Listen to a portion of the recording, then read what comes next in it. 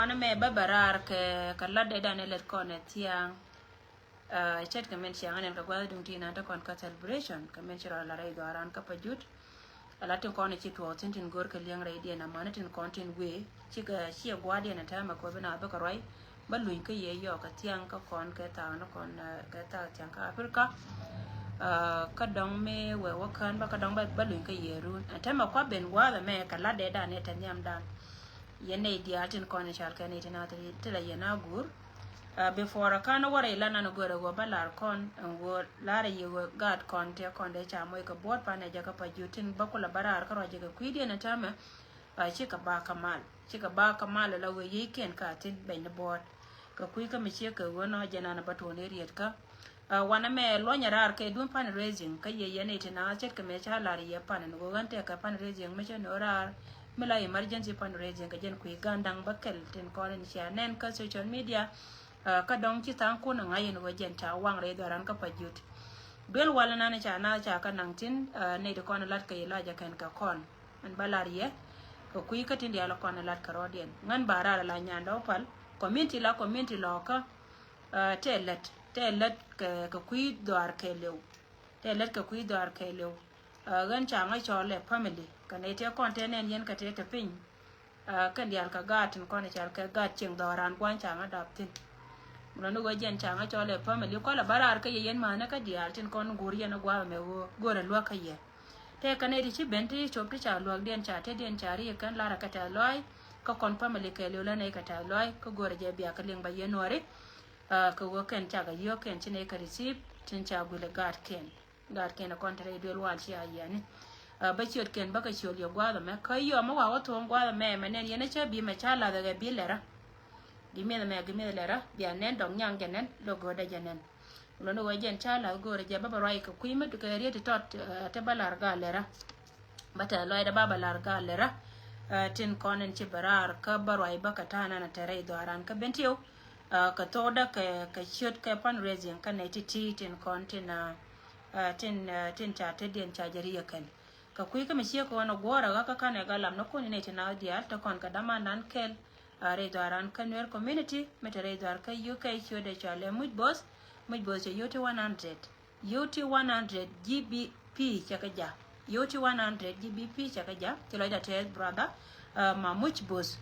agat kel kaler county kiloida tes ka support chimon as a family kiloida tes as nyimor melat ka war ka ne changdar mi support wayen to chete karam kel mi bentin kiloida tes ka support na ne chimon brother mamuch chaka yoku chaka receive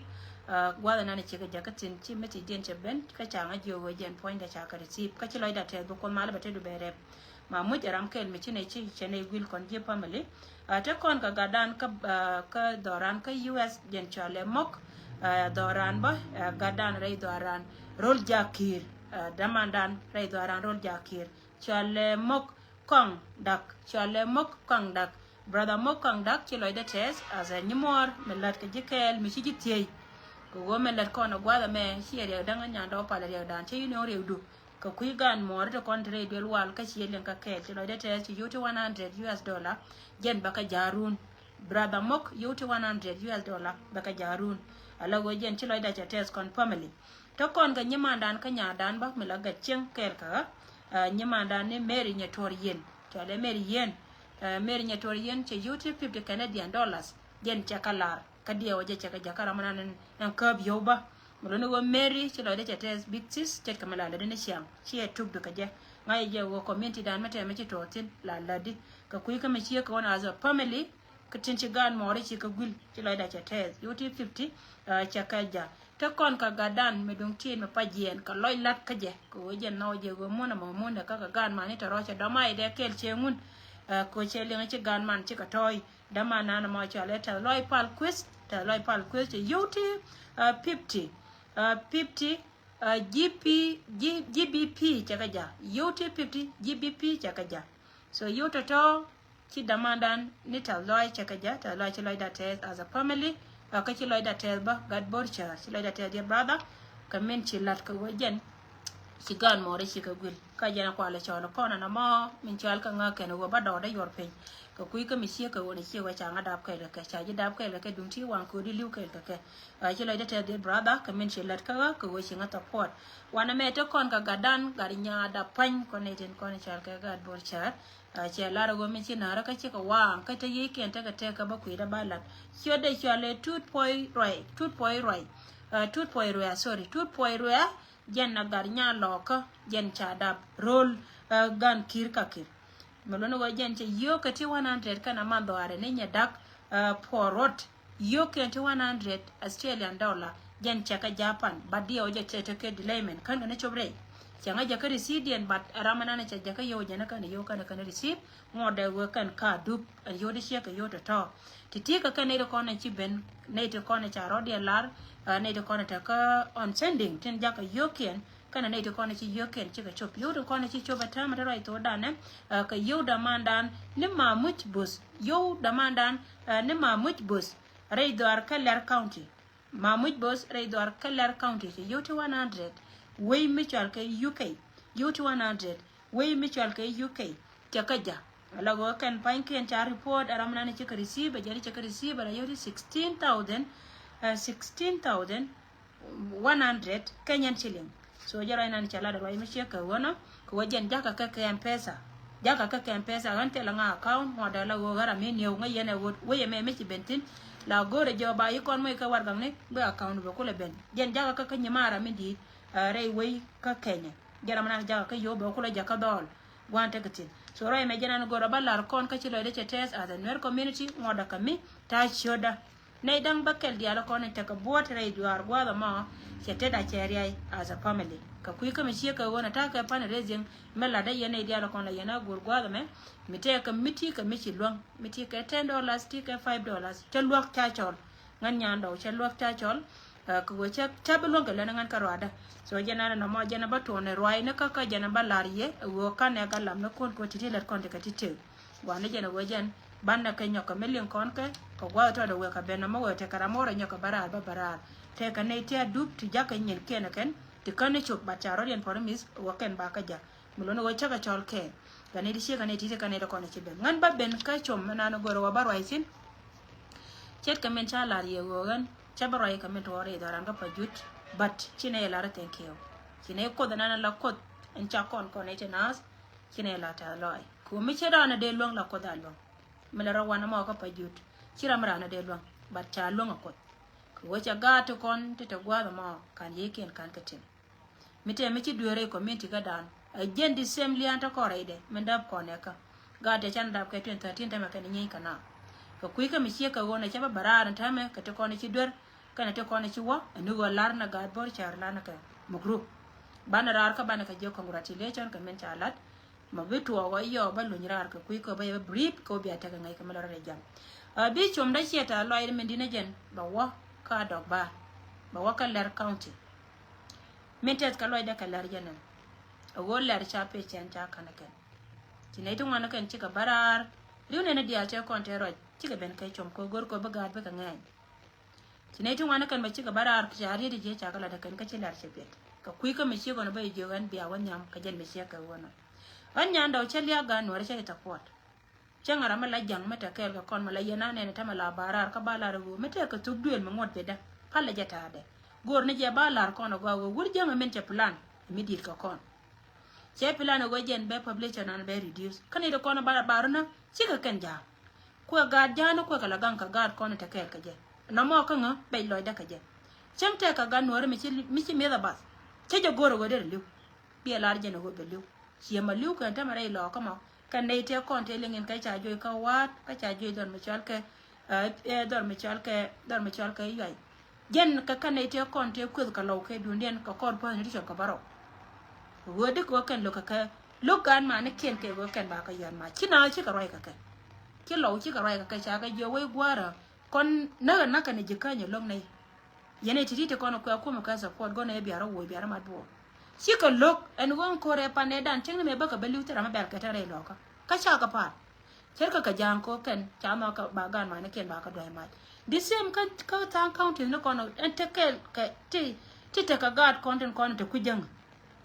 me la re je ngan chalia che support ngan chalia che support la go gan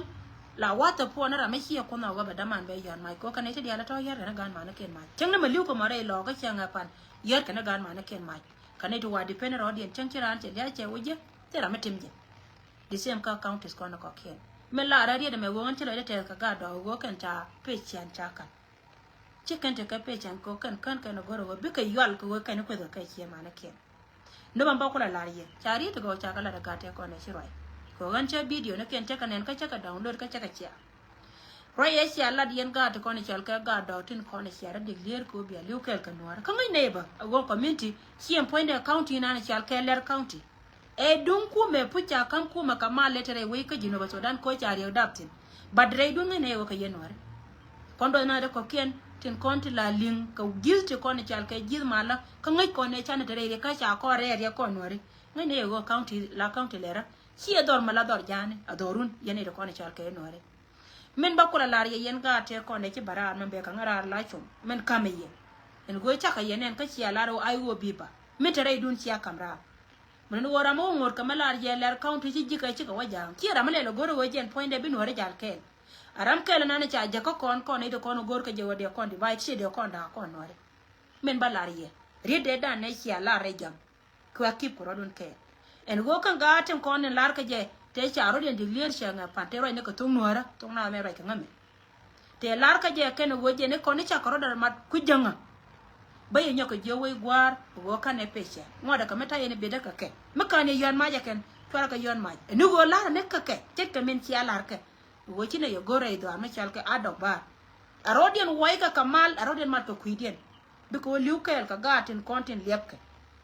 chora gaddo chora je doy mai ka chora nuar chora je nak yene de kon te kuchunga chora gaddo chora je yon mai aye yoda ma je jen mo ya yon mai bia shona che ka men chala ne ko keno kon cha ti cha na me cha guduke ajen nan de kam ye mi che ka wona yene de kon chalke jiddo ar me chalke ler county men chi alat ngej ne to wane gore dun te meteten dung do wogan tan ajo wone ne mete ka mi to gwa de den chone chu we but ko jiran nu mi yune do la riaw ha ko wo chi do ja kon ngong te ka tan kon la barar ka pe bi ka chu rai go lar ka je chinga do chinga te ne ka gor ko barora de ran ma kino ya la ka la mo yi ka tasir mo go la ke ta mare lo ka mo go ji ka cha gwe ka dung mi chi lo la na ta mi che ka ta da ne ku ga ne ke me da ne te me te jikan te ko me tar ka doan me jo doan ke mo lewo ma ka tatin ka te yentin ko wotel me te ka me dan ka karo den lon ka mari al karo den ka tel me de lon ka dan jamana ta me wo charo den gwir ajana ne china ma kier ya ka disem ka ye yen ka da kon to wi kiedo yen ka da kon to wi kiedo ngai ne ye kon ne te ko kentin kon ti ling ka jil nori ka te ka ter ko de no na no kon chienga nyanda o palme ta ka ter ko de no liu ka te nora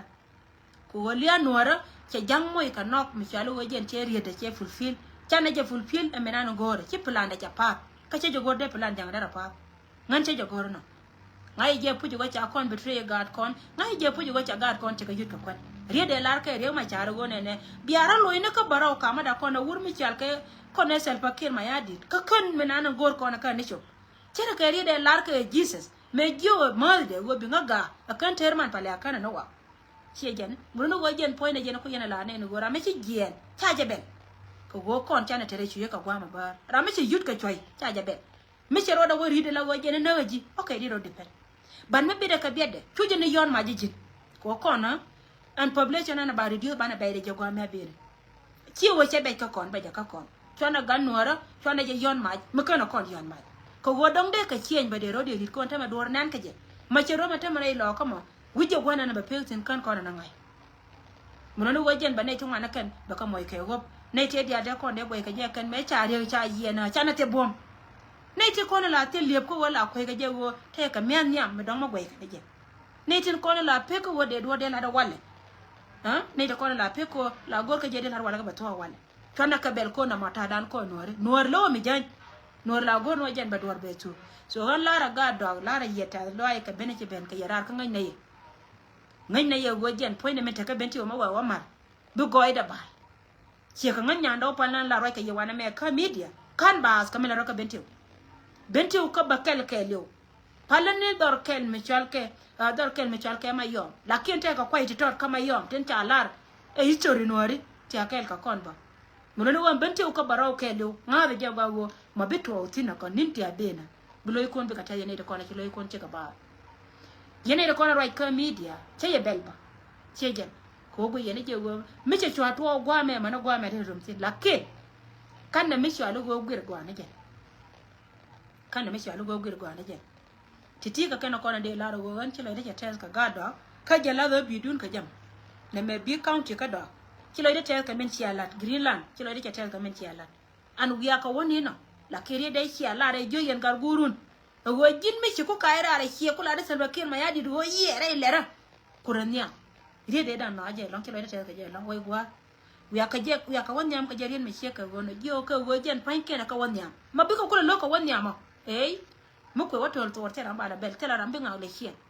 chejen kangata kona de liu nyentiene dia lo kona de liu ampa ne dan misia continue ne dan lago chiga ni yen akan yen kai loy kanene kon to kui chunga akan yen kai loy kanene kon to kui chunga ta meden ta gad wande ne lost kamichi ka liu kangat kona nyentiene kon de radio da to roi me jena no gora balarje en go kon twana rwach twana pes kamel kona ka pes e bangal chobgo de tela malat ka pe malago gwani gene go dwar ba ti so titi ka kana kono go raba kamrar ka kuchoma doran ka ler county ka yene dial kono la roi ka go chilo dun cha ba ajeri dun men chi anen kon malet kono ka media chwar ja go ye meto te kon ka miti ni ti powerful ti chop kana kono ka chejen mun no go mero ji ka media ngene wo janga ka kana kono ko kono ya kuidia yen ga dia te kon de chi miti me go chi atu ba kana chi ga do chi ko kamrar go chara wo nyoye chara nyoy in a good way a chima wobe ka barar ba ka kone ri chakwe ka do complain chi bene karar ko jo ka yewo yene kon de loy dun chuna te ga mele ne an kwana ka lip kwada beti uli benti u ka lew liam neje benti u ka lew liam neje ngado metere lew ni nyatia en wejen poinde baroda kap ne ka lew jol amana no wikedo du gwa be ben ka kwiko ba gan mana ken ba ka lo chebenan lakin kwana biet kone de kone ba chane ngai wote mele rode ku atekenen kamala rode so titi ka kana kona bakam kona ntama ka jan gwa juntina pula wota ka pan resin chechu de la nyando wei lo ka ke leu ja net ka kui gan ka te kona chete ka meche ga chire ka je lakin meta wana mo dide gwa ba wo jiran ka chieng bi ben changa chol chang changa jo nyando bi dor bi la te kui de mala da la gan cha la ba changa nyam ka ne dang bakel ya ro kon nen yen panken ko ka la pere kare duel wal biende kono kwala rizna pankien wala nana yer kana pankien ti dialo kon ko ngai kono go wuri janga dwana ci tekaje ci loy de la ne ko wajen batu kama ne ji yuan wuji skel me ci kon ka artin ba me dana la tay kono wal la ter kono kor ko no ka ter kono del wal ka te kon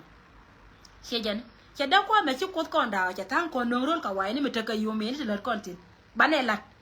so naitin kono ci tu la ji yuan de kono ci tu doran ke lew ka kan ji del wala kono kwa kono lo ke ne ke go bane ci bat benen ngode still rama woliu ko je ne kana wal kana je ba go ba par ka gan me chana wan ko ci ne ci kon dia ha adwal ka je na mo ko mo de ti dial ba ka batte so ko go kon te ka me nyam dan mala kono je bomne tet de da de na we ta me de nyanda we yong me de nyanda no ci je dum ta wan ko cha la ro de mai do ke ka do mete karama chana de balpin shejen kamete rama cha moy ka bodde jenen ka wangda ajen corona mete ar manajin ba bumne tet watitina ci jine ciega wale la guro da ko ba wiya ka kon mande chana cha kon dabre kur ka cha chana kor ba da ba ka ande me jenen ba kon kula moy ke penti biti mono go me liw cha kon today bomne tet korean a ciegro de cigule bu wiya ne jenen do jina balar jigo